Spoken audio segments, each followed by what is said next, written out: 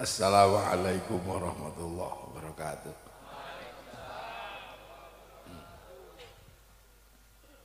Yang saya hormati dan kita cintai Habib Alwi dan seluruh jamaah Ahbabur Rasul. Ini yang nuduk-nuduk ini.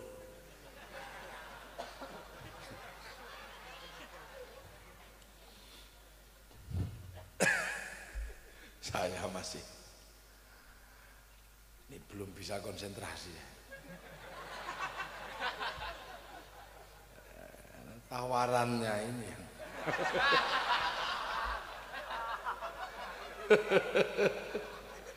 saya ketemu presiden gak grogi, dengan tawaran ini grogi.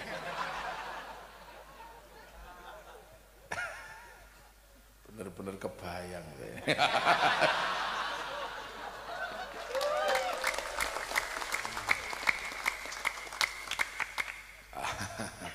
Bismillahirrahmanirrahim. Bismillahirrahmanirrahim. Salatu wassalamu ala Rasulillah Sayyidina Muhammad ibn Abdillah wa ala alihi wa ashabihi wa azwajihi wa dzurriyyatihi wa ahli baitihi wa man tabi'ahum bi ihsan ila yaumil qiyamah. Hadirin hadirat yang berbahagia, satu keterangan yang cukup gamblang tadi telah disampaikan, bahwa ya itulah perilaku Rasulullah, sebuah perilaku yang akhirnya di dalam Al-Quran disebut laqad kana lakum fi rasulillahi uswatun hasanah. Cuman saya kadang ini kalau terus mau ngajak mari mencontoh Rasulullah itu mikir saya, mari kita mencontoh Rasulullah, mikir benar-benar saya. Rasulullah itu baik-baiknya manusia, kita ini belasak-belasaknya manusia. Kadang saya mikir, orang-orang ini Beb, jangankan nyontoh Rasulullah, nyontoh penjenengan aja susah. Loh, nyontoh itu, jangankan nyontoh Rasulullah, nyontoh penjenengan itu susah, alimnya susah. Makanya kadang yang dicontoh paling jenggotnya, paling gitu aja kan mudah. Itu nyontoh-nyontoh yang mudah, kupluknya, itu paling yang dikit, gondrongnya, itu paling. Tapi kalau nyontoh daleman, ini susah. Makanya mencontoh Rasulullah itu ya gampang-gampang susah. Kalau nyontoh jenggotnya ya bisa, tinggal dibiarkan aja ya berjenggot juga. Jubah ya tinggal beli. Yang susah itu nyontoh akhlaknya Rasulullah. Ada orang diludahi kok, yang ludahi nggak ada dicari. Saya nggak berani mencontohkan, terus mari kita mencontoh Rasulullah, nggak berani. Kenapa? Ya apalagi orang sekarang susah memaafkan, karena nggak bisa memaafkan akhirnya reuni.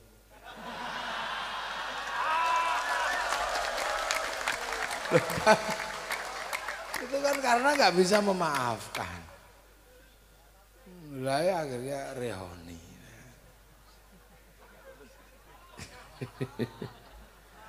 Makanya besok lagi kalau pacaran putus sebut alumni, jangan mantan. Kalau mantan nggak bisa reuni. Coba kalau alumni pacarku reuni.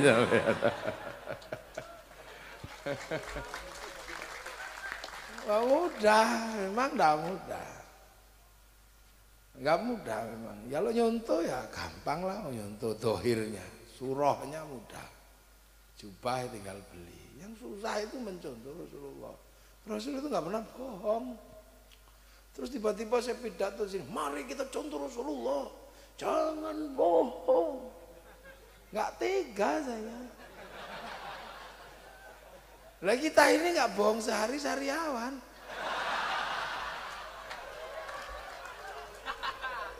bisa. Itu baru. Rasul itu kan teladan.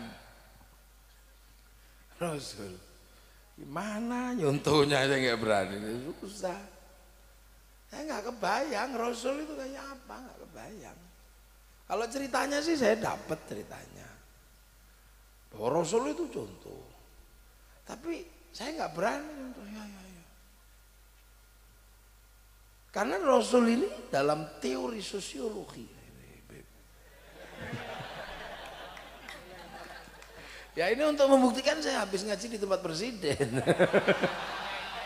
Bila bisa bilang sosiologi, antropologi.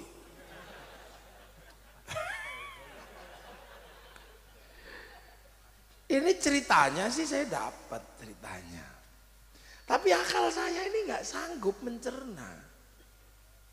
Gimana ada anak usia 9 tahun itu bisa bergembira ria dinikah sama orang 50 tahun. Nggak nyanggup akal saya ini gimana. Jadi Rasul itu saya tahu lah ceritanya, saya tiap hari baca hadis. Berapa kali saya baca bolak-balik, mau dari belakang itu apa? Bahwa Siti Aisyah adalah istri Rasulullah yang paling cantik, anak konglomerat, muda, baru usia 9 atau 10 tahun. Rasulullah usia 50. Ceritanya tahu saya. Tapi yang nggak bisa saya cerna itu kok ada anak usia 9 tahun, 10 tahun dinikah sama orang 50 tahun kok riang gembira. Kalau orang sini bunuh diri. Loh. Jadi jangan sampai ada ini. Jangan sok-sokan ngerti Rasulullah. Maka jangan menurut Rasulullah nanti dulu. Gak kebayang ya. Sampai sekarang tak pikir itu gimana dulu ceritanya. Ini makanya banyak yang mengatakan Rasulullah itu tukang sihir kalau nggak paham. Suasana batin dan psikologi Rasulullah waktu itu kayak apa? Nggak kebayang saya. Sampean coba usia berapa? Berapa usianya? 18. Coba dapat suami umur 40 gitu.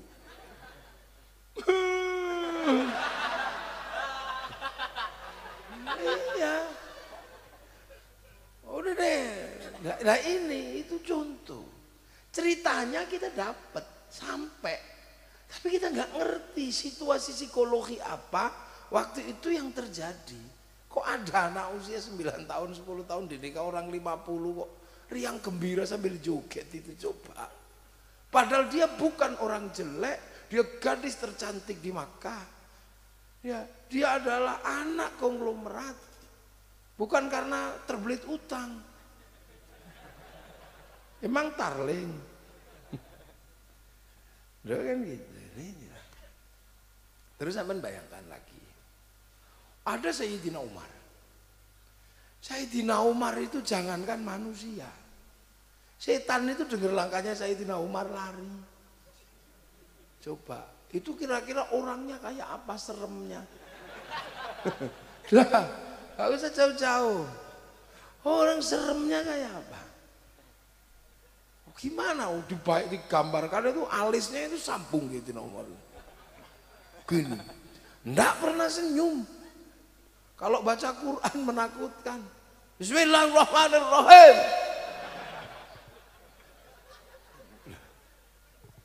Kalau khutbah, ittaqullah. Ya lari semua orang semasjid. Saking kerasnya. Lu sampai Sayyidina Ali itu nadar. Kalau orang kok keras begini, kalau mati ditanya mungkar nakir jawabnya apa gitu.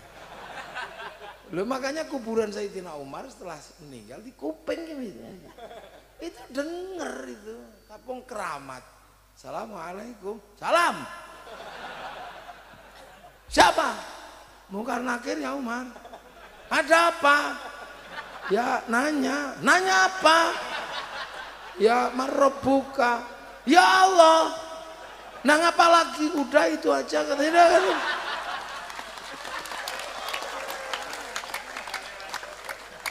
Ini dedengkot ini. Kelahi gak pernah kalah. Lo kok terus bisa nurut sama orang yang gak pernah kelahi itu gimana ceritanya? Habib masih galak, masih gagah, gondrong serem gini. Rasul kan wajahnya aja tersenyum. Wajahnya basam, punya wajah yang tersenyum. Nah itulah yang membedakan Rasulullah sama Abu Jahal. Jubahnya mirip-mirip aja, wajahnya yang beda.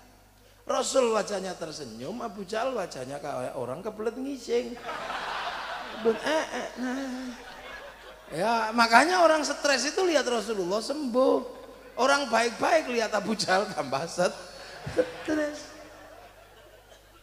Loh orang kayak gitu Sayyidina Umar kok bisa nurut pada orang yang gak pernah kelahi. Kalau orang nurut sama saya karena saya karena orang tukang kelahi nurut sama saya, pantas saya tukang kelahi. Jadi takut ini tukang kelahi. Saya tempeleng mau coba. Makanya orang kalau pantas. Dan ini Rasulullah ini tidak pernah kelahi, selalu menghindar. Udah. Loh kok iso ada orang tukang kelahi itu nurut?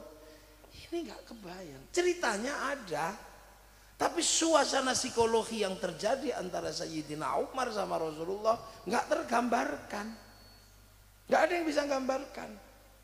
Itulah dalam teori epistemologi hermeneutika. Sekali deh.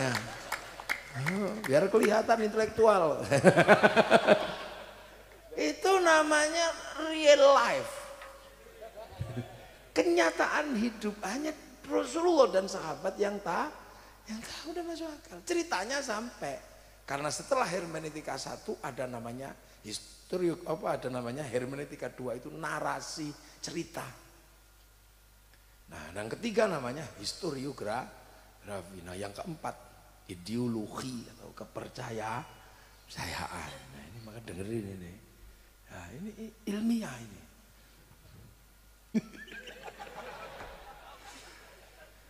Ya, untuk nutup grogi ini.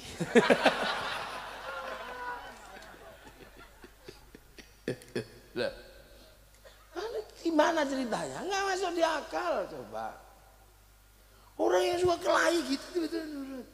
Nah, sekarang terus Siti Khadijah, Sayyidatina Khadijah itu orang paling kaya, konglomerat paling kaya. Pembantunya ribuan. Loh kok suaminya di bukit? Kok bawa nasi ke atas, kok gak nyuruh orang? Kita gak kebayang, penjenengan bikinin teh nyuruh. Bagus, bikin sendiri.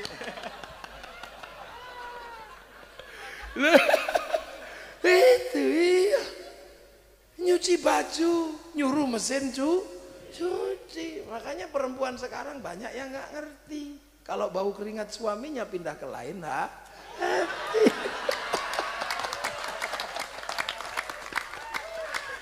karena nggak ada yang tahu, baunya nggak ada. Apa yang tahu baunya mesin cuci. Padahal laki-laki kalau pindah ke lain hati baunya beda.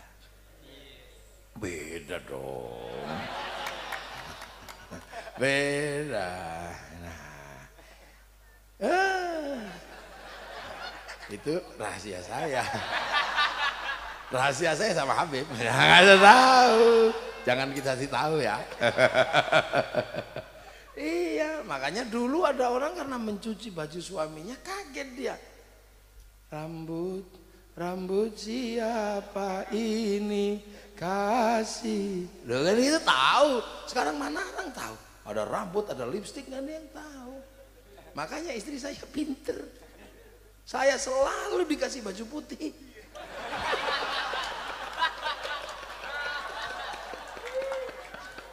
Kalau ada lipstik nempel ketahuan kita ini. Istri saya jago kalau mengatur strategi itu. Jago. Iya. Bahkan ini. Nah, istri saya juga kirim laki-laki nganterin saya kemana-mana. Dan dia patuhnya sama istri saya, bukan sama saya. Ini direkam. Dia lihat di sana. Oh jago kalau udah urusan begitu, mengolahnya.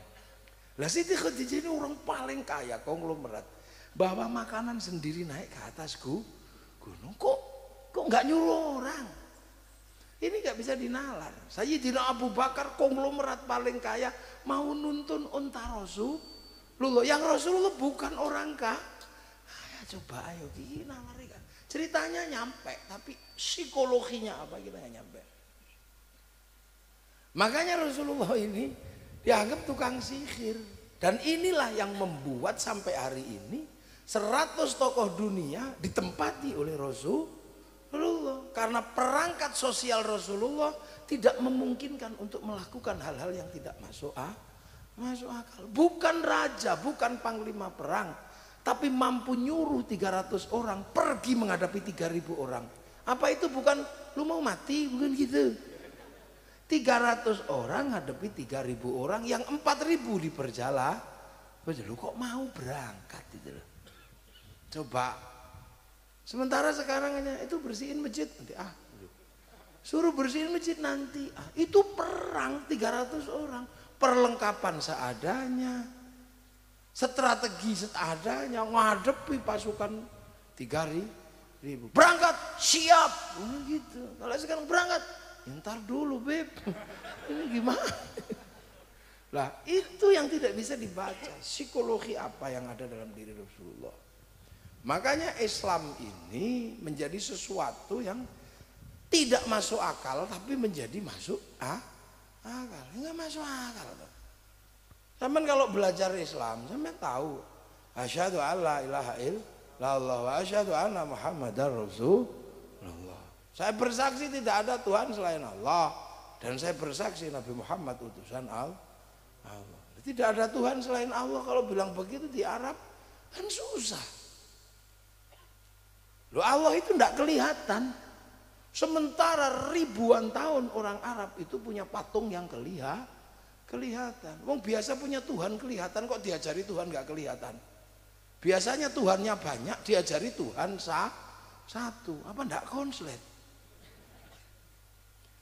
Iya, biasanya Tuhannya banyak, diajari satu. Susah memahaminya. Seperti saya, biasa istri satu ditawari banyak, pusing juga saya. Nggak biasa, saya tidak terbiasa. Saya ngomong santri biasa dengan mulut yang berbeda-beda, tapi dengan istri dua nggak biasa kayaknya. Gimana caranya? Satu aja pusing saya.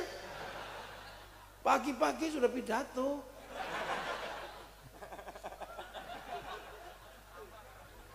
Iya.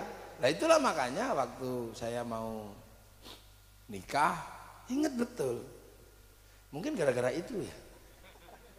Saya mau nikah itu disuruh ngaji kitab Uqudulujen sama kiai saya baca Uqudulujen. Nah di situ ada ja'ar rajulun ila Umar bin Khattab, laki-laki yang datang ke Sayyidina Umar. Saya nanya ini siapa? Oh, Abu Dhar. Abu Dhar ngapain? Abu Dhar itu datang ke Sayyidina Umar untuk mengadukan istrinya. Jadi Abu Dhar itu punya istri satu, tapi cerewetnya luar biasa. Sementara Abu Dhar itu status sosialnya kepala suku, panglima perang, hartanya banyak, tapi istrinya satu itu cerewetnya luar biasa.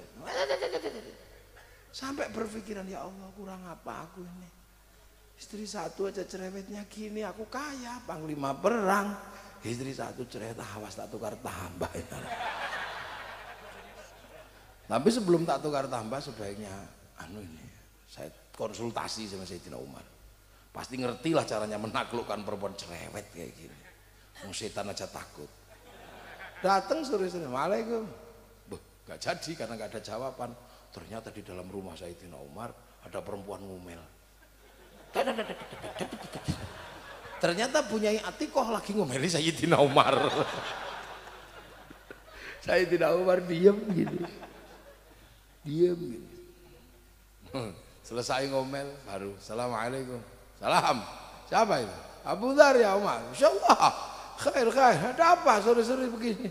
Jadi ya Umar, sama saja.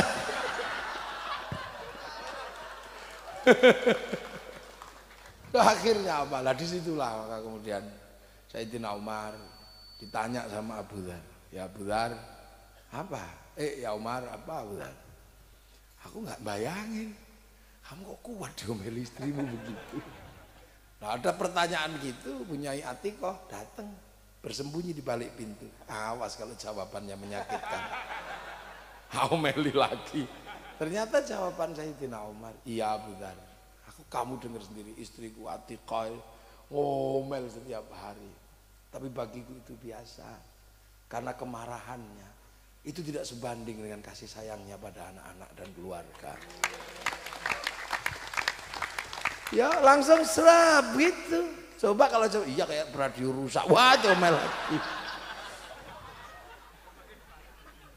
Nah itu makanya kemudian saya diweling sama guru saya. Ya kamu kalau pengen punya keturunan yang hebat, contoh Sayyidina Umar. Loh gimana Kiai? Contoh yang apa? Jangan suka marahi perempuan gitu. Diemlah kalau perempuanmu ngomel. Walaupun kamu sanggup marah, tapi kalau perempuan sudah marah, diam. Maka perempuan akan reda dan tenang. Kalau perempuan hatinya tenang, gendong anak tenang.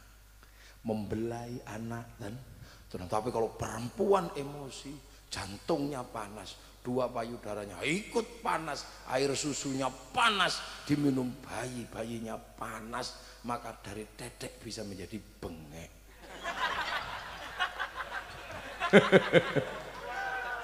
Nah itu, ya benar, dibilang saya, kamu jangan suka marahi perempuan. Perempuan itu sawah. Sawah itu harus selalu teduh dan dingin karena untuk nanam. Apalagi kalau sudah ditanami, jangan dibakar, tanamannya kebakaran. Iya, makanya perempuan ini seperti sawah, biar tanamannya bagus, aliri air yang bagus, kasih pengairan yang indah, pupuk yang indah. Maka perempuan jangan sekali-sekali nggak pegang uang. Lagi dikasih uang biar hatinya tenang. Kalau hatinya tenang, ngomong anak juga dan jangan dimarahi. Sawah nggak boleh dibakar, harus tetap tenang. Makanya kalau perempuan lagi marah itu biasa aja, nggak usah heran loh dia buang sampah. Nah laki-laki ini kan tempat sampah. Kalau sampahnya buang jangan ditutup biar sampahnya nggak masuk. Lah itu, lah kenapa perempuan itu hidupnya stres? Stres nggak ada, laki-laki sih enak. Perempuan dititipi anak 9 bulan di dalam perut. Kita beb, titip anak habis itu pergi ngerokok kemana? Lah iya kan? Iya bapak tut ini enak. Perempuan nanggung 9 bulan, tengkurap gak enak, miring gak enak, ini loh nungging gak enak, apa aja gak enak. Setelah itu bertarung mempersiapkan apa kelahiran. Setelah itu gendong anak gini, aduh ya Allah. Pagi-pagi istri saya sudah pidato, yang dipidatoi anaknya. Dan saya kadang itu gayanya kayak bela anak. Istri ngomel gitu, jangan lah anak kok dimarahi terus, biarin. Gitu. Iya, ngomel pokoknya kalau udah terkait itu ngomel. Saya cuma diam aja. Nanti anak saya dibangunin, dicubit nangis, gitu. Terus dijejer di kamar mandi disemproti. Habis itu ditulang satu-satu gitu. Pakai sepatu salah, apa-apa salah pergi.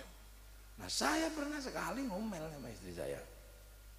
Bo jangan gitu ngurus anak yang baik. Rumah itu berantakan. Sudah ya Allah. Jangan gitu ngurus anak yang bagus. Tiba-tiba istri saya itu gak pernah begitu aku dipegang tanganku. Mas, apa? Marahi aku terserah. Tapi aku pingin satu saja. Apa? Kita beralih. Aku jadi laki-laki, Mas jadi perempuan. Saya bilang, ya sehari aja ya. Ya benar sehari saja. Aku yang ngatur strateginya. Ya terserah, pokoknya kita berganti peran. Engkau ibu, aku bapak. Nah terus, ya terserah Mas gimana. Oh ya sudah, aku ngerti caranya. Ini ada uang 10 juta. Pergi kemana terserah. Kamu cari teman-temanmu yang paling kamu kenal, ajak makan. Tapi berangkat dari rumah, jangan sampai anak-anak tahu. Jam 2 malam sudah harus pergi dari rumah ini. cari temenmu, ganti aku yang akan jadi ibu. Wadah, istri saya langsung menyetir mobil wes sama temen-temennya. Wah, tadi aman saya. Ada tamu, anak masih tidur. Begitu subuh, mulai ya Allah, ayo nak bangun. Yang pertama ditanya, ibuku mana? Ya Allah, ada yang ngompol, ada yang pempesnya di bawah gini. Ada ya Allah, gak kebayang saya. Wah, itu ke kamar mandi, dimandiin kenyepen, kedinginan. Waktu didulang kebesaran saya dulangnya, piringnya dilempar. Ya Allah, sudah saya gak kebayang. Bis itu, ya Allah, dia ngompol, remote AC dibuang. Aduh, lipstik ibunya habis untuk ngecat tembok. Terus baju ditarik, ya Allah. Jam 10 udah mendekati menyerah saya. Kuat aku, tapi kan harga diri.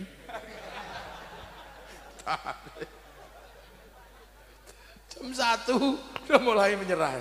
Wah, mati aku ini gitu. Umatku sebegitu banyak, bisa gila saya ini katanya. Wes sudah. Habis itu jam 2:30 saya telepon, Dek, ampun. Aku menyerah. Enggak kuat tahu, enggak kuat. Ya, ternyata apa? Tak telepon itu. Ternyata udah di rumah sebelah. Jadi udah tahan saya itu, udah ngerti saya pasti akan nyerah. Apa? Lo kok cepet pulang? Iya. Aku tahu kamu gak akan kuat, Mas. Gitu. Ya, biarlah aku yang tetap menjadi perempuan karena ini takdirku. Udah saya pegang tangannya, saya cium 7 kali tangannya itu. Wah, ampun setelah itu. Makanya saya membayangkan istri 2 nggak berani saya.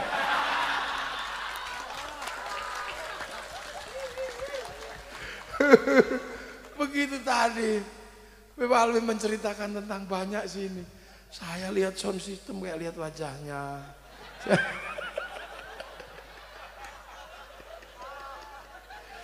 Makanya saya itu, Bapak ya Ibu, ya jangan bikin perempuanmu marah. Nanti itu kalau perempuanmu marah, panas tubuhnya, redam kemarahannya. Jangan sampai sawah itu terbakar. Makanya saya ini kadang pernah sekali, Masya Allah nggak kebayang. Sama istri saya itu kolahi. Ini serius ini. Pagi-pagi saya bilang, Dek, nanti kan kawinan santri. Tolong dandan yang cantik. Jangan sampai kalah cantik sama santri ya. Dandan habis subuh sampai jam 7. Ini saya nggak ngerti, belum pernah istriku dandan sebegitu lama. Tapi karena patuh sama instruksi suami dan nggak mau kelihatan kalah cantik. Apa yang terjadi? Keluar dari kamar. Saya belum pernah lihat istri saya secantik itu. Belum pernah. Dari semenjak saya nikah belum pernah lihat ada perempuan secantik itu dari keluar dari kamar saya. Nggak tahu doanya apa. Pasti mirror on the wall. Gitu. Nah, habis itu saya duduk di mobil di sebelah sini pergi, sebelah sini namanya Arifin yang nyopiri saya, santri. Nah di belakang ini istri saya, kayak lirik-lirik dari kaca. Aduh ini nggak jadi berangkat ini kayaknya saya bilang kan gitu. Ada hal lain yang harus diselesaikan. Tapi udah terlanjur jalan. Ya Allah, begitu berhenti di lampu merah, tak lirik istriku. Begitu habis lirik istriku, lihat ke depan saya.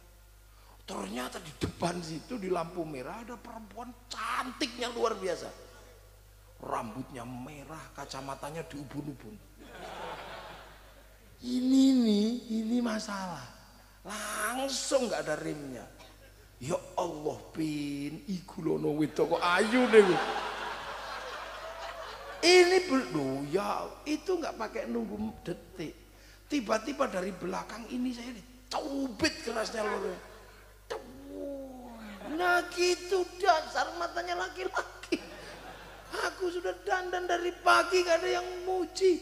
Itu perempuan sudah tersembunyi masih kelihatan. Dasar mati lagi. Habis itu udah air matanya keluar semua. Udah blonteng semua. Habis cubit. Ini pengalaman saya. Dan saya nggak mungkin menarik kalimat saya. Enggak dek, nggak mungkin dong, saya udah ngomong. Iya. Akhirnya saya nggak bisa apa-apa. Sesek ini mau dicubit di sini. Wah, gitu. Saya cuma bilang sambil mutar otak ya. Karena namanya santri dulu. Putar otak. Salah kata. Iya dik. Apa ya? Dasar matanya laki-laki. Untung bukan dasar mata kiai gitu. Dasar matanya laki-laki. Perempuan sudah tersembunyi begitu masih kelihatan. Iya, aku lihat dengan jelas bahwa di situ ada perempuan cantik. Tapi dia sudah tersembunyi, Mas. Apa selalu begitu matamu? Iya. Karena aku laki-laki. Perempuan cantik tersembunyi kayak apapun pasti aku tahu dan mampu melihat. Karena kalau aku nggak mampu melihat perempuan cantik dan tersembunyi, mana mungkin aku dulu menemukanmu.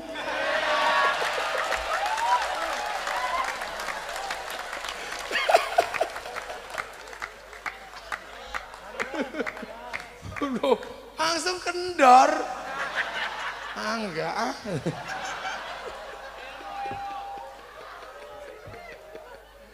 Lah itulah. Itu ya Allah kan gitu. Nah itu makanya rendah. Nah inilah saya Dina Umar itu. Makanya kita tidak usah kaget-kaget laki-laki gagah. Saya juga gayanya aja. Saya tahu kok. Makanya kalau ada pawangnya. Jadi memang ini kita nggak bisa membayangkan Rasulullah itu dengan teori-teori hadis yang ada itu adalah ceritanya. Situasi psikologisnya nggak bisa kita tangkap. Bayangkan Islam itu mengajarkan sesuatu yang nggak bisa, yang nggak dikenal oleh orang Arab sebelumnya. Orang Arab itu jarang mandi. Tiba-tiba Islam nyuruh mandi toharoh pakai air di sebuah tempat yang nggak ada air. Coba orang minum aja susah, suruh mandi, suruh jinabat. Padahal air aja susah, minum itu lo susah, malah disuruh buang air untuk mandi. Iya kalau orang sini jinabatnya sebulan sekali, orang sana semalam 8 kali. Karena makanannya kambing, sini kan terong. Nah, tempat yang panas seperti itu disuruh puasa. Tempat yang panas disuruh buka kepala kalau lagi tawaf. Di mana syahwat terhadap perempuan begitu tinggi, kalau tawaf perempuan malah disuruh buka muka. Syahwatnya tinggi, sementara pada saat yang sama yang laki-laki disuruh pakai baju nggak ada jahitannya. Coba itu kalau mau melakukan sesuatu kan tinggal wes gitu aja. Coba wih, lu gitu bisa dipatuhi sama orang Arab, bisa dipatuhi gitu. Loh ini kan ceritanya gimana? Makanya kalau bisa cerita bisa, tapi yang paham siapa? Ya orang yang hidup bersama Rasulullah. Maka yang bisa mencontoh Rasulullah adalah orang yang hidup bersama Rasulullah karena ngerti suasana batin di mana Rasulullah ada. Kalau kita katanya, kalau kita kan cuman katanya, kita nggak pernah ketemu Rasulullah, ya cuman katanya. Bintang kecil di langit yang biru, amat banyak menghias angkasa, nyanyi kita. Tapi di tempat yang sekolah tunanetra, bintang kecil di langit yang biru, katanya. Ya kan nggak lihat sendiri mereka ada coba. Nah generasi kita ini sudah generasi katanya.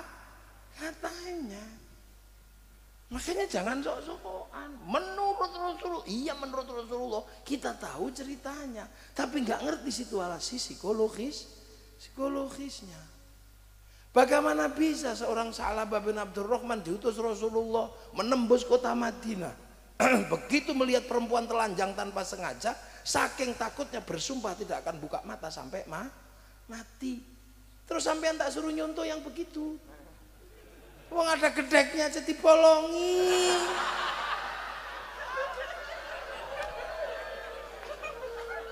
Enggak lah. Sorry ya enggak gitu. Udah. Lalu kita mau ngomong apa? Coba, ayo. Kita ngomong apa? Kita bisa cerita. Makanya kiai-kiai tidak pernah mari kita langsung mencontoh. Enggak ada kiai, enggak. Kita ini sudah tidak ketemu Rasul. Ketemunya para habaib begini ini. Ya kira-kira beginilah. Gondrong-gondrong juga gitu Rasul kan. Loh, Rasul kan gondrong juga. Makanya kalau potong sahabat berebut rambutnya. Itu yang tersisa kan panjang sekali itu rambutnya. Emang Rasul rambutnya pendek? Enggak, panjang. Ini iya panjang rambut Rasulullah. Nggak ada rambut Rasulullah kok pendek gini. Rambut tentara, rambut banser. Rasul rambutnya panjang, kagak Rasul gini.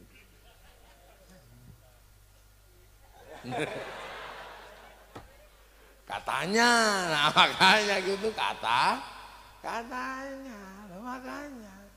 Makanya orang kalau masih memahami prinsip maulidir Rasulullah itu orang Makkah, lahir di Makkah, diperingati lahirnya karena ada di Makkah, orang akan tahu bahwa Rasul itu orang Makkah dan kita ini orang Indonesia tahu. Yang ketemu Rasulullah ya sahabat itu, ya itu yang paling ngerti Rasulullah. Suruh tidur, ya udah tidur ya Rasul, tidur, matilah. Sayyidina Ali. Nah, itu yang nggak bisa kita cerita, yang kita bisa nilai psikologinya ceritanya ada. Loh, makanya yang bisa nyontoh Rasul ya Rasulullah, ya sahabat yang hidup bersama Rasulullah. Lah kalau kita sudah katanya, makanya kalau kita mengatakan Rasulullah kata siapa? Menurut siapa lo?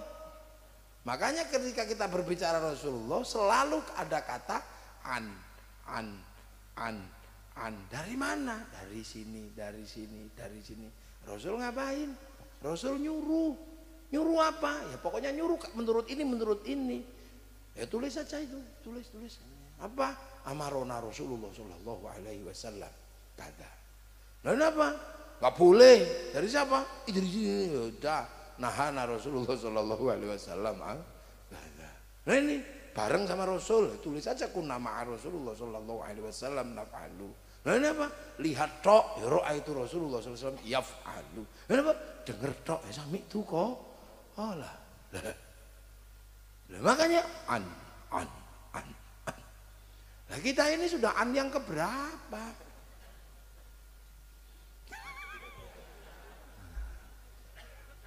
An. Ya sudah.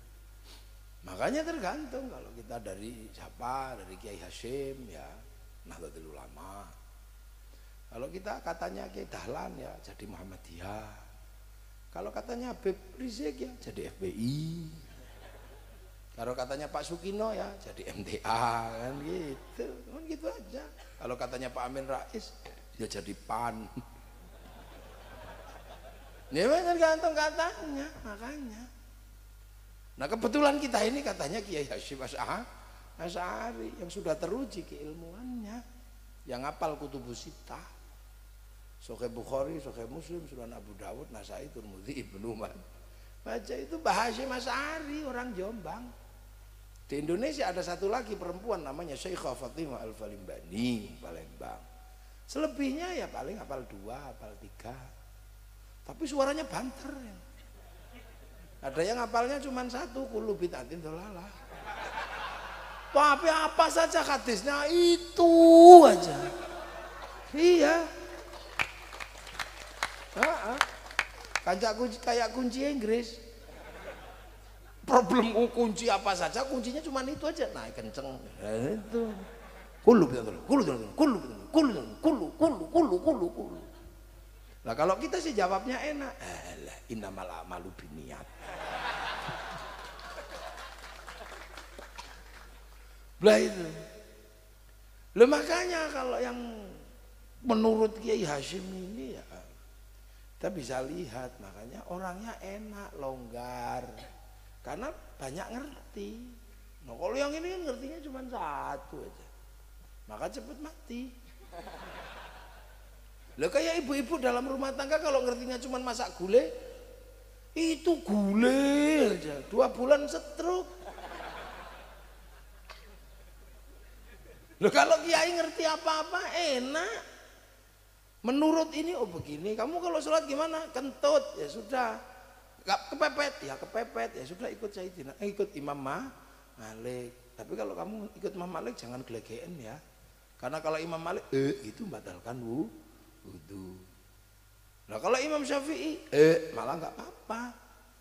Makanya kalau kita ngentutan ikut Imam Malik aja nggak apa-apa. Tapi kalau suka gelegean ikut Imam Syafi'i. Nah yang susah itu udah ngentutan juga gelegean, nah ya susah. Imam Samudra. Loh Islam itu indah. Loh ada yang mengatakan Rasulullah berjenggot. Ya ambil aja kalau kalian pengen berjenggot. Ya ambil bagus. Saya pun bagus berjenggot. Karena mukanya memang muka pantas berjenggot. Yang gitu. Loh kan gitu. Sementara urusan jenggot Rasulullah menyebut kalimat Yahudi. Bukan urusan jenggot itu syariat, tapi karena harus menyelisihi orang Yahudi. Nah itu kan makanya itu kita menurut ini, oh ternyata menurut menyelisihi orang Yahudi. Karena orang Yahudi itu suka nyukur jenggot. Nah itu terjadinya kapan? Ya ketika Rasulullah pindah ke Madinah. Sahabat pasar Madinah ini pasar terbesar di tanah Arab. Ketemu sama orang, ya Rasul, di pasar itu ada orang pipinya tembem gini, kumisnya 2, jenggotnya di sini, tapi barangnya bagus-bagus. Orang mana itu ya Rasul? Itu orang Cina. Utlubul ilma walau bis. Waktu di Mekah belum ketemu sama orang itu. Nah begitu di Madinah besoknya lagi kita ketipu ya Rasul. Ketipu gimana? Ada pedagang licin kayak belut kecemplung oli. Ini tipu. Belum ditawar katanya ada yang nawar 10 juta. Barang 10.000 dijual 100.000. Kita ketipu. Itu kira-kira siapa ya Rasul ya? Oh itu biasanya Yahudi yang suka begitu. Kalau kamu pengen tahu orang Yahudi tidak ya lihat aja jenggotan apa enggak. Kalau enggak jenggotan belidit gitu, itu Yahudi. Rambutnya hitam walaupun tua. Giginya juga utuh walaupun tua. Oh gitu ya Rasul. Nah kenapa? Itu dulu umatnya Nabi Musa. Nabi Musa mau dicabut nyawanya sama malaikat Israel ditempeling. Pewak, palanya pecah. Baca tafsir Ibnu Katsir ada. Palanya pecah, tapi wong malaikat ya celing keluar utuh lagi. Kamu kalau sama orang itu hati-hati ya Israel. Kenapa ya Allah? Oh jangankan kamu, aku aja pernah ditantang dengan dia. Tentang ilmu habis, oh enggak masih ada, tak kasihkan Khidir gitu, cari gagal dia. Maka yang sopan kalau ketemu dia lagi, iya ya Allah. Datang malaikatnya, Assalamualaikum ya Musa. Apa minta tempeling lagi? Enggak, nyawamu sudah expired. Oh yang bener dong katanya. Besok lagi bilang, coba cabut. Udah malaikat yang lain yang bilangin, rambutmu sudah putih, gigimu sudah rontok. Terus jenggotmu udah semrawut kayak gitu, itu tandanya udah expired, udah waktunya. Oh ya udah kalau gitu cabut, dicabut. Begitu dicabut orang Yahudinya mikir, nah ini jalan keluarnya. Akan ku semir rambutku, akan ku perbaiki gigiku, akan ku cukur jenggotku biar kalau malaikat Israel datang, oh belum waktunya, gitu. Lah itu ada dalam kitab-kitabnya Bani Israel memang nggak pernah baca soalnya. Orang Bani Israel itu makanya banyak yang mati itu digundul sama dicabuti giginya. Biar kalau mati dikira bayi. Makanya ada cerita malaikat Mungkar Nakir kaget, oh ada bayi mati. Kadang ada bulunya, diserahkan sama malaikat Ridwan. Ya Ridwan ada bayi mati agak besar. Bukan bayi. Ini digundul, ini dicukur, enggak lah protapnya begitu kalau nggak ada giginya bayi. Bukan ini bukan bayi, ini gundul. Enggak, ini bayi pokoknya tak serahkan kamu lah. Enggak bisa, sebelum kamu pergi tak ces dulu. Kamu kalau pengen tahu gimana caranya, gampang, aku kan punya bidadari banyak. Bidadari turun ya, nggak usah pakai baju. Nah bayi yang besar itu doing, no one dibilang. Nah itu ada dalam kitabnya orang Bani Israel. Makanya tafsir Bani Israel itu masalah, suka-suka dia aja. Lo termasuk Bani Israel menggambarkan perbedaan laki-laki dan perempuan. Laki-laki begini, perempuan begitu. Karena buah khuldi berbuah 6. Yang 3 diambil, ya 6-6-nya diambil, 3 diambil sama Nabi Adam. Serahkan Siti Hawa, gak kuat mecah. Pukul sama Nabi Adam, pecah. Serahkan Siti Hawa. Baru mau dimakan ketahuan Allah. Sembunyikan di sininya. Gitu. Nah yang 2 ditaruh kiri kanan, makanya pelentung sini situ pecah. Nah yang laki-laki Nabi Adam panen 1 ketahuan, dilek 1 di sini nyantol. Nah yang 2 dipetik masih ada gagangnya, sembunyikan sini, udah kan? Lah itu makanya dilarang tafsir Israiliyat itu untuk nafsiri Quran karena iseng mereka itu. Lah ya makanya ulama-ulama yang tahu bahwa oh ternyata ada problem jenggot dengan orang Yahudi. Begitu di kampung yang tidak ada Yahudi, ulama-ulama dulu sudah nggak ribut masalah jenggot. Lah itu suasana sosiologi antropologi yang berbeda dan geografi yang berbeda. Lo kan gitu. Jangan pornografi. Dah inilah. Jadi kalau ngaji begini tuh lupa kadang saya bisa begini. Itu beda. Makanya nggak ribut. Makanya kemarin Kiai Said sampai mengatakan jenggotan itu goblok. Itu zaman kalau nggak paham, man akan ribut. Seolah-olah melawan syar'i, bukan. Di Surabaya itu, di Jawa itu kan banyak makam wali. Tiba-tiba ada orang-orang iseng mengatakan Wali Songo tidak ada. Oh tidak ada itu Wali Songo. Pak Wali Songo fiktif. Karena sebelum Wali Songo Islam sudah masuk ke Indonesia lewat jalur mana? Lewat jalur dari Aceh. Nah ya rusuh tuh. Wali Songo dibilang nggak ada.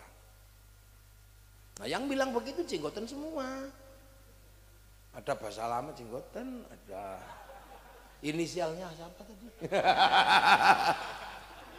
Ada istilahnya, ada inisialnya BR, BS, Badrussalam. Ketularan saya sama website ini, ketularan saya. Nah, itu mengatakan Wali Songo tidak ada. Ada SB, Subhan Bawazir. Enggak jadi inisial web. Bawazir. Inisial. Ada namanya Zainal Abidin, ini juga brewon. Nah makanya terus Kiai Said mangkel dasar orang kalau jenggotan ini goblok. Sehingga nah orang ini balas Kiai Said yang goblok. Orang Wali Songo, apa penerus Wali Songo kok mengatakan orang berjenggot itu goblok? Padahal seluruh Wali Songo itu berjenggot. Loh, katamu nggak ada. Kok sekarang jadi berjenggot? Nah inilah. Nggak bisa, makanya kita ini jadi orang. Kita ini sesuai pangkatnya masing-masing mengikuti Rasulullah dengan gayanya masing-masing. Ada gaya pengikut namanya sahabat. Makanya ada tingkatan namanya ahli sunnah wal jamaah.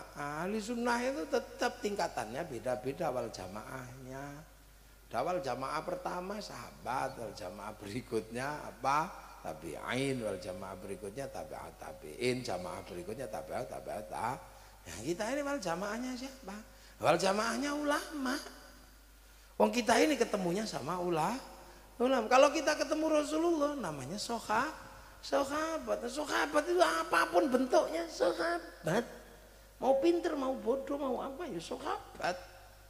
Tapi kita ini ketemunya ulama, bahwa kita ini yang kita hadapi, kita ketemu di generasinya ulama yang disebut oleh Rasulullah warasatul anbiya. Lah namanya pewaris kan harus punya sertifikat, itu aja kan. Dari siapa? Oh dari guru saya. Gurumu dari mana? Dari Kiai Hasyim. Kiai Hasyim dari mana? Dari Kiai Asy'ari. Kiai Asy'ari dari mana? Dari Kiai Khairon. Kiai Khairon dari mana? Dari Kiai Abdul Wahid. Dari mana? Ya Abdul Halim. Dari mana? Itu dari Kiai Sufyan. Dari mana itu dapatnya? Dari Kiai Jabar. Dari mana? Dari Kiai Abdurrahman Sambu. Dari mana? Ya Abdul Halim. Dari mana dapatnya? Dari Sunan Geseng. Dari mana? Dari Sunan Kalijaga. Dapat dari mana? Sunan Bonang. Dari mana? Dari Sunan Ampel. Dari mana? Mbah Ibrahim Asmorokondi. Dari mana? Syed Jumatil Kubro. Dari mana? Syed Muhammad. Dari mana? Syed Ahmad Jalaluddin. Dari mana? Syed Abdul Malik.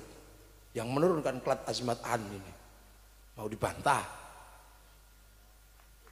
Yo. Klan beliau ini dari Syed Abdul Malik. Loh, mau dibantah. Loh, itu ada yang bantah kemarin tak cari orang. Jangan gitu. Nah, itu dari mana? Dari Syed Alawi Amil Faqih. Dari mana Syed Ahmad Sokhib Mirbat? Dari mana Syed Ali Khuliq Qasam? Dari mana Syed Alwi? Dari mana Syed Muhammad? Dari mana Syed Alwi? Dari mana Syed Ahmad Al-Muhajir? Dari mana Syed Aisyah Naqi? Dari mana Syed Ubaidillah? Dari mana Syed Muhammad? Dari mana Syed Ali Uraidi? Dari mana? Kan gitu terus ditanya. Dari Syed Ja'far Shadiq. Dari mana Syed Muhammad Baqir? Dari mana Syed Ali Zainal Abidin? Dari mana Sayyidina Hasan Husain? Dari mana? Dari Sayyidina Ali. Dari mana? Ini yang dapat dari Rasulullah Muhammad sallallahu alaihi wasallam. Lah kita ini wal jamaahnya ulama, betul. Ulama-ulama bikin organisasinya ya Nahdlatul Ulama. Wong pangkatnya cuman pangkat muridnya ulama. Kamu itu kalau muridnya Nabi, kamu Nahdlatul Sahabah. Lah itu loh makanya. Lah makanya orang NU ini nggak gampang konslet karena tahu urutan maulid dan urutan khol.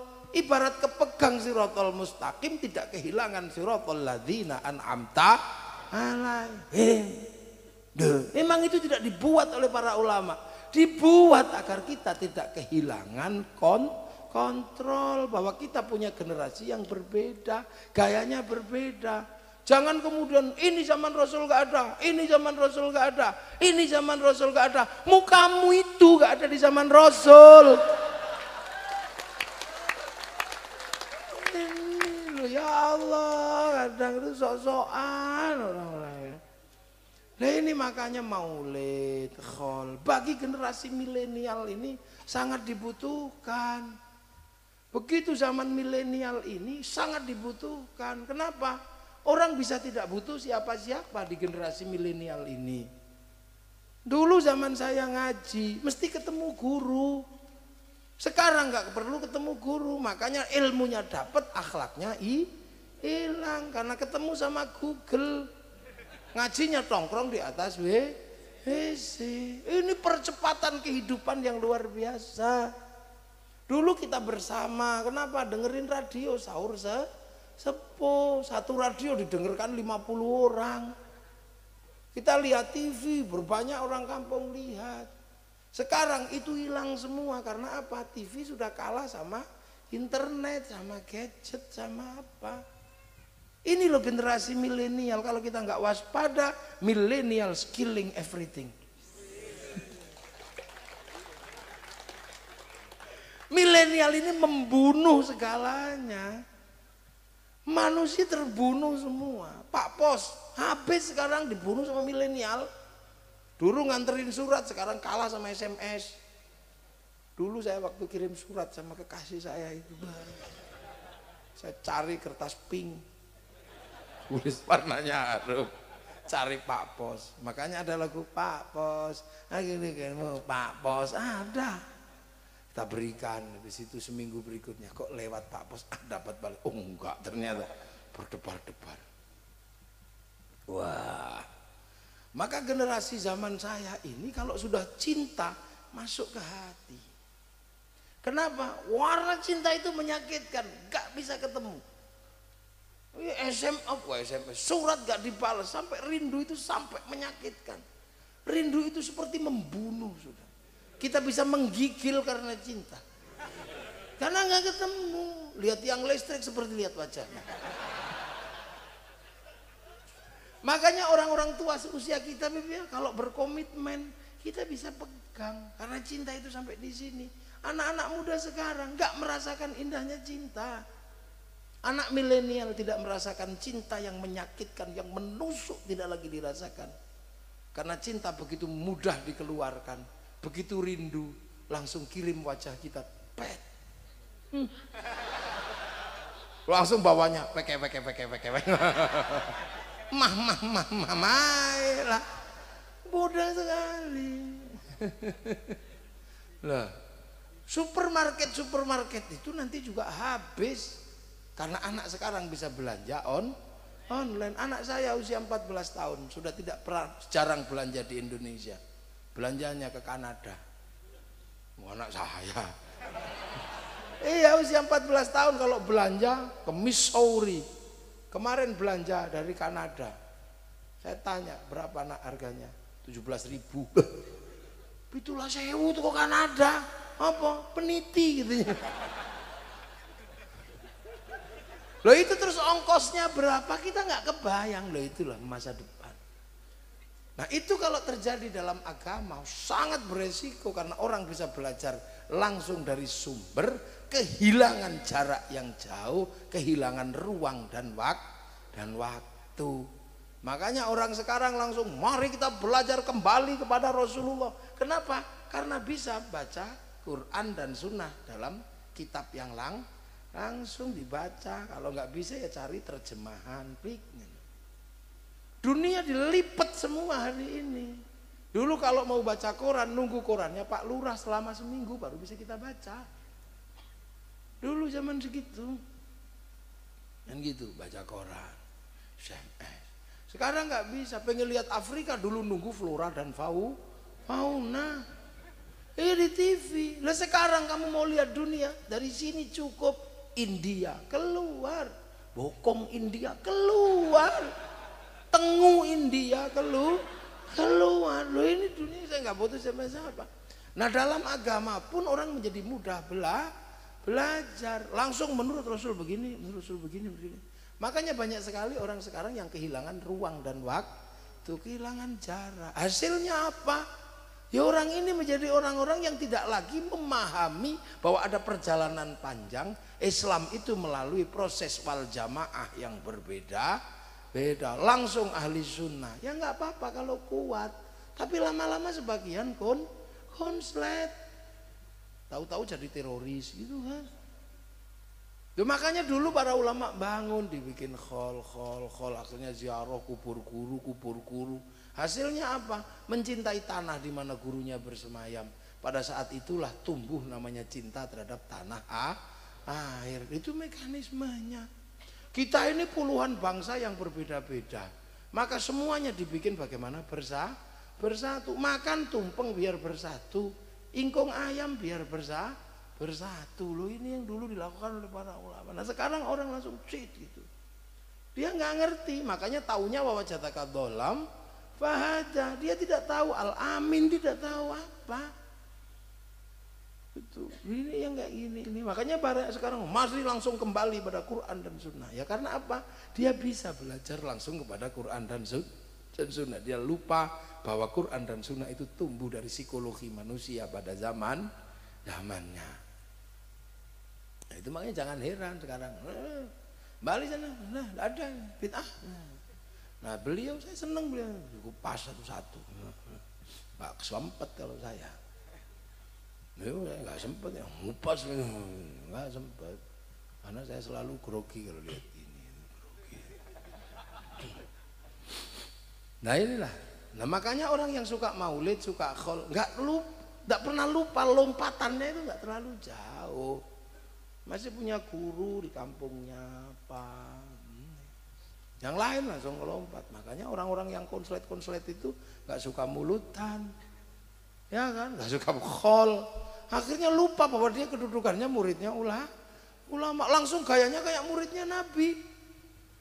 Asyida'u 'alal kufar ruhama'u bainahum tarahum ruk'an sujada yabtaquna fadlan minallah wa ridwanan simahum fi wujuhihim min atharis sujud. Langsung galak sama orang kafir. Ya itulah. Nah ini makanya untung kita diajari metodologi meruntut ruang dan waktu. Selamat akhirnya. Nah ini loh, bahwa maulid sesungguhnya adalah produk sosial untuk apa? Membuat manusia tidak kehilangan kontrol dalam ruang dan waktu yang berbeda.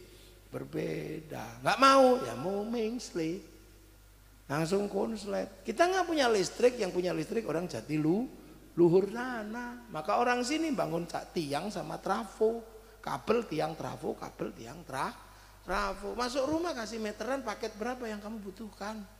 300, apa 250, apa 600, apa 900, apa 1300. Dari dalam rumah itu kita colokkan TV-nya selamat. Walaupun kita ngerti kabel gede di situ ada setrumnya, jangan. Bledos TV-mu. Enggak pakai madhab. Lah kalau enggak pakai madhab terus katanya siapa? Enak banget. Ya inilah kadang kita ingetin juga susah karena mereka pinter. Bisa baca. Makanya ya udah kadang saya udah deh orang-orang kayak gini nanti lama-lama juga kembali. Nah, akhirnya sekarang banyak yang udah kembali, kapok sudah. Dulu Sayyidina anti, sekarang mau Baginda, Nabiyina mau, tapi belum Sayyidina. Setelah tahu dalil la taj'alu du'a ar-rasuli bainakum ka du'a ibadukum Allah. Tumpeng nggak mau, sekarang nasi kotak mau. Ingkung ayam nggak mau, tapi suwiwi tok mau. Itu, ya kan? Suwuk nggak mau, tapi ruqyah mau. Mau semua sekarang. Ilaruhi nggak mau, tapi semoga arwahnya mau. Alat musik nggak mau, tapi mulut mau tum. Namanya nasyid. Makanya kalau mereka selalu mengatakan, mari kita kembali kepada Quran dan Sunnah, ya kembalilah, wong kamu pernah pergi.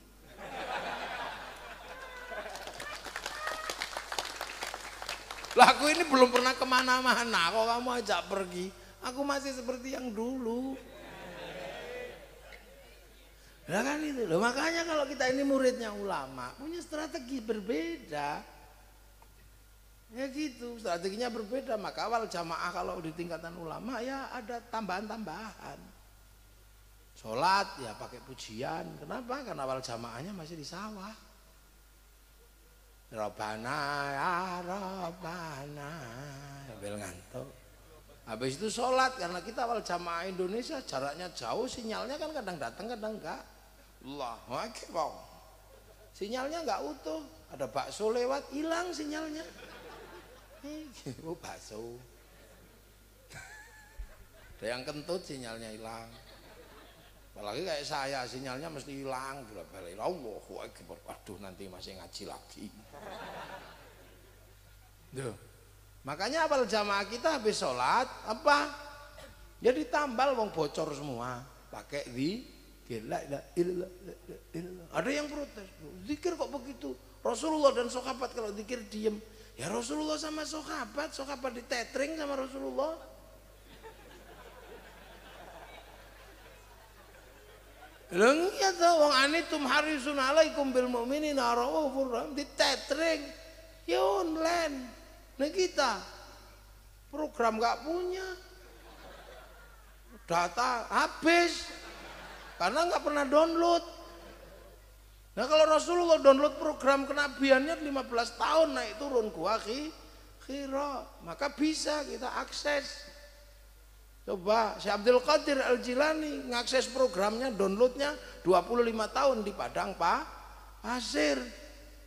Itu di download di sana. Kan gitu. Sunan Kalijaga downloadnya berapa? 3 tahun. La haula wala quwata illa billah. Kita kalau diajak download langsung listriknya mati. Ya Allah, ya Allah, ya Allah, ya Allah, ya Allah. Gimana kita punya kuota? Gak punya kita kuota. Ya Allah, ya Allah, ya Allah, ya Allah, ya Allah, ya Allah, lama sekali ya Allah. Makanya kita nggak pernah punya paket data, kita nggak pernah download, kan gitu. Makanya suka cari wifi gratisan. Dia ada kiai datang, barokah. Nah gitu lah itu wifi gratisan. Iya. Sukanya ngakses program orang, ila hadrati Syekh Abdul Qadir Al-Jilani itu kan .co.id. Lah itu makanya jangan sok-sokan, orang nggak punya paket data kok diem begini. Yang netring siapa? Ya tidur. Nah inilah maka wal jamaah kita ini coraknya adalah corak yang sangat indah. Puasanya beda. Kalau di Arab sana kalau puasa keluar rumah lihat batu khusyuk. Di sini keluar rumah lihat jambu, lihat belimbing, daripada nggak khusyuk tidur aja deh kamu. Dalilnya apa ya? Naumuso imin ibadatun. Ya sudah, tidurnya orang puasa itu ibadah. Nah, begitu tidur terus kiainya sepi, cari pasar beli mercon. Nah makanya kalau ada orang merconan nggak usah dimarahi karena itu perangkat ahli sunnah wal jamaah. Itu kan sama lah inilah. Yang nggak kayak gini jangan dilupakan. Haji mana? Ya ke alun-alun Kerawang. Wong nanti ngantrinya lama pakai kain ihram. Lah baik Allahumma kejan, Ka'bahnya triplek. Itu wal jamaah Indonesia. Lah seperti malam ini sholawatan itu apa? Agar kita dikenalkan oleh ulama kepada Rasul. Lu jarak yang sangat panjang ini. Makanya ada yang kanjeng Nabi Muhammad lahir di Mekah dina ni Senin 12 Mulud tahun gajah. Ada yang marhaban ya nurul aini marhaban marhaban. Yang muda wassalamun mustamirun lakini ada jandan.